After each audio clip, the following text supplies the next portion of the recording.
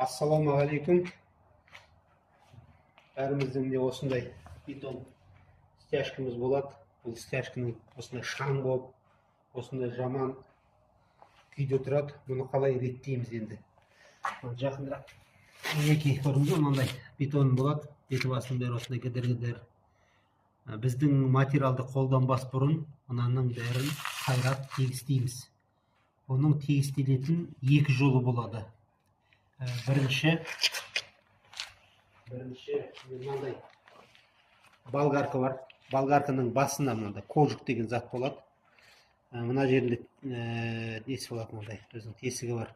Сол болгаркаге мынандай строительный магазиндерде мына алмазный шашка деген зат болады. Осыны осыған орнатып, мынандай кожуктарда көп қымбат тұрмайды. Осындай кожук алып, болгаркаге мына жағын пылесосқа отырғызасыз да, пылесосқа қосып, сосын қайраймыз болады. Ал және қазір енді дамыған заман аренда инструменттерде осындай машинкалар болады. Осындай однороторный болады. Осындай машинканың тастарымен алмазный. Осындай машинкамен қайрасаңыздар жақсы. Оның да мінекей мынандай шланг. Мына грунтовкамызбен қазір біз ремонтты жұмыстарын бастайық деп жатырық. Сіздерге біздің материалды алғаннан кейін мынандай таразы, грамм көрсететін және мынандай миксер, краска араластыратын және мынандай шпатель.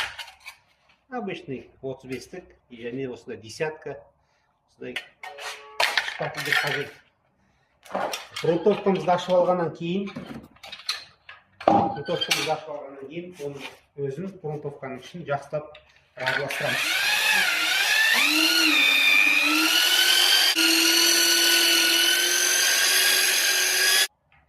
Грунтовкамызды араластырып алғаннан кейін бір таза осындай бір ыдыс, челек, осындай таза челекті қоямыз да, оны нөлға қойып обновлять етіп аламыз.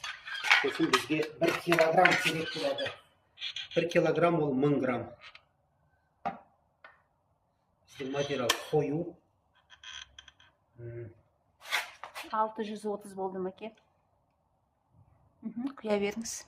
1 килограмм құямыз ғой, құя беріңіз әзірге. 760, 700, 800, 820. Құя беріңіз. 900. Кішкене. Енді 50 грамм құйыңыз. Енді тағы 40 грамм. Тағы